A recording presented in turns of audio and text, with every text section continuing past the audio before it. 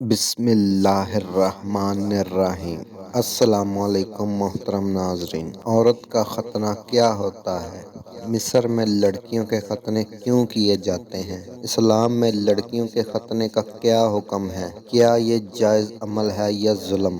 دنیا میں کن ممالک میں لڑکیوں کے ختنے کیے جاتے ہیں اور کیوں کیے جاتے ہیں؟ بہار کمیونٹی کے لوگ بھارت میں لڑکیوں کے ختنے کیوں کرواتے ہیں؟ اور آج ہم آپ کو عورتوں کے ختنے کے حوالے سے انتہائی اہم معلومات فراہم کریں گے۔ پیارے دوستو، سب سے پہلے شرعی حکم کی بات کرتے ہیں۔ فقہا کا اتفاق ہے کہ عورتوں کا ختنہ کروانا کوئی واجبی تاکید حکم نہیں ہے، البتہ اس عمل کی سنت یا مستحب ہونے میں فقہا کا اختلاف ہے۔ تاہم اتنی بات طے ہے کہ اگر ختنہ نہ کیا جائے تو کوئی حرج نہیں۔ ابو داؤد شریف کی ایک روایت میں ہے کہ آپ صلی اللہ علیہ وآلہ وسلم نے عورتوں کے ختنے کرنے والی عورت کو یہ تاکید کی تھی کہ زیادہ کھال نہ کاٹا کرے۔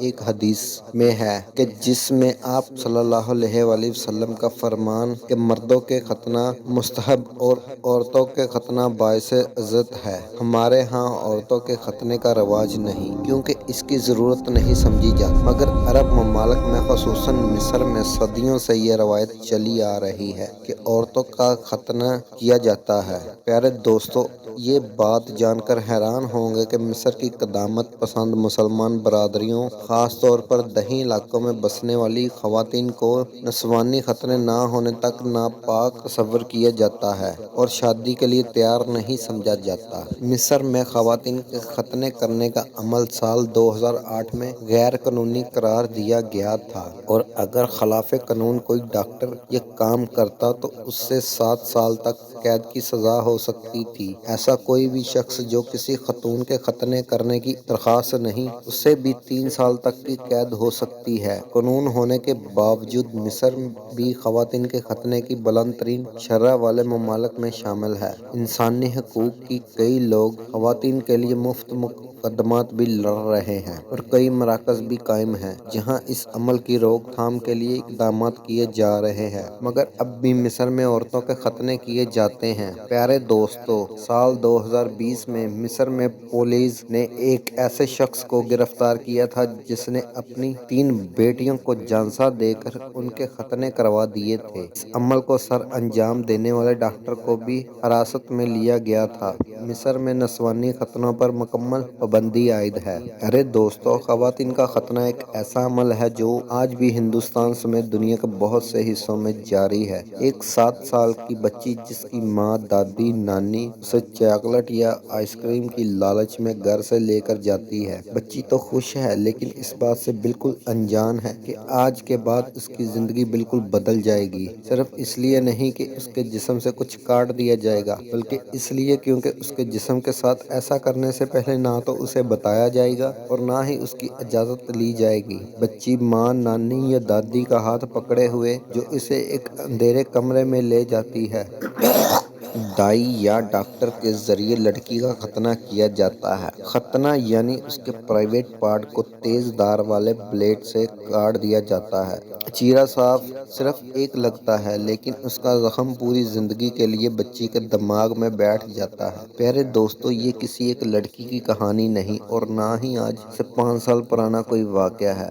خواتین کا ختنہ ایک ایسا عمل ہے جو آج بھی ہندوستان سمیت دنیا کے بہت سے حصوں میں جاری ہے۔ ہندوستان میں خواتین کا ختنہ دعوتی بوہارا کمیونٹی کے لوگ کرتے ہیں۔ بوہارا شیعہ ہوتے ہیں جن کی آبادی ہندوستان میں ممبئی، مدھیہ پردیش اور گجرات میں زیادہ ہے۔ بوہارا کمیونٹی کے آدمی سنہری رنگی کڑھائی والی ٹوپی پہنتے ہیں اور خواتین کے مخصوص رنگین اور خوبصورت کڑھائی دار برقعے ہوتے ہیں۔ اسی وجہ سے اس گروپ کی پہچان آسان ہے۔ ویسے تو بوہارا کمیونٹی کے لوگ بہت اگریسو مانے جاتے ہیں، لیکن خواتین کا ختنہ کرنے کے اس غیر انسانی عمل میں یہ آج بھی ملوث ہیں۔ جیسے ہی کوئی لڑکی 7 سال کی ہوگی، پہلے دائیوں اور اب ڈاکٹروں کے ذریعے اس کا ختنہ کروایا جاتا ہے۔ پیارے دوستو، نسوانی ختنے کو انگلش میں FGM کہا جاتا ہے۔ اس سے مراد خواتین کی جنسی اعضاء کے بیرونی حصوں کو قطع کرنے کا عمل ہے۔ یہ عمل صحارا اور شمال مشرقی افریقہ اور مشرقی وسیع سمیت 27 ملکوں اور یہاں سے تعلق رکھنے والے مختلف نسلی گروہوں کے ہاں رائج ہے۔ ایسی خواتین کی عمریں چند ماہ سے لے کر سنِ بلوغت تک کی ہوتی ہیں۔ یونیسیف کے مطابق 2013 کی دستیاب اعداد و شمار کے مطابق نصف ممالک میں زیادہ تر ختنے 5 سال کی عمر سے پہلے کر دیے جاتے ہیں۔ اندازے کے مطابق اس وقت دنیا بھر میں اس عمل سے گزرنے والی خواتین کی تعداد تقریباً 70 کروڑ ہے۔ پیارے دوستو، اگر مردوں کی بات کی جائے تو ختنہ کرنا سنت ہے اور یہ سب انبیاء کرام علیہ السلام کی بھی سنت ہے۔ دوسری بات یہ کہ مسلمان ہونے کے لیے ختنہ کروانا ضروری نہیں ہے، لیکن اگر کوئی نہیں کرواتا تو وہ تارک سنت ہو گیا۔ ادھر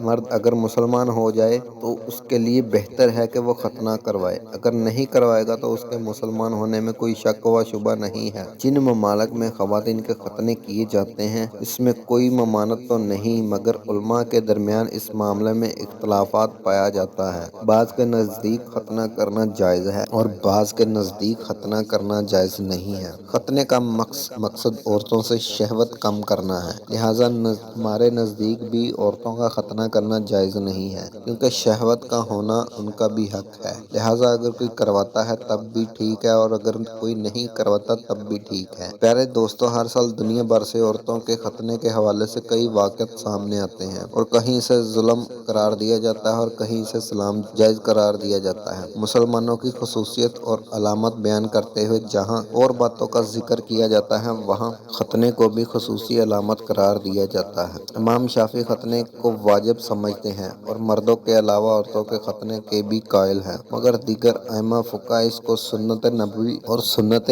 ابراہیمی کہتے ہیں۔ اس عمر میں اختلاف ہے کہ ختنہ کب ہونا چاہیے، مگر بچپن میں اگر مرد کا ختنہ ہو جائے تو بہتر ہے۔ عورتوں کے ختنے کے حوالے سے مختلف روایات اور مختلف اختلافات موجود ہیں۔ کچھ لوگ کہتے ہیں کہ یہ ظلم ہے اور اسی طرح کئی کے واقعات بھی سامنے آتے ہیں کہ عورتیں خود کہتی ہیں کہ ہمارے ساتھ بچپن میں ظلم کیا گیا، مگر اسلام میں عورت کا ختنہ بھی جائز ہے اور عرب ممالک خصوصاً مصر اور بھارت میں یہ آج بھی رائج ہے۔ اللہ تعالیٰ سے دعا ہے کہ اللہ ہمیں دین سیکھنے اور سکھانے کی توفیق عطا فرمائے۔ امید کرتا ہوں کہ آپ کو آج کی ویڈیو اچھی لگی ہوگی۔ اگر ویڈیو اچھی لگی ہے تو ویڈیو کو لائک کریں اور شیئر کریں۔ ملتے ہیں اپنی اگلی ویڈیو میں، تب تک کے لیے ہمیں اجازت دیجیے۔ اللہ حافظ۔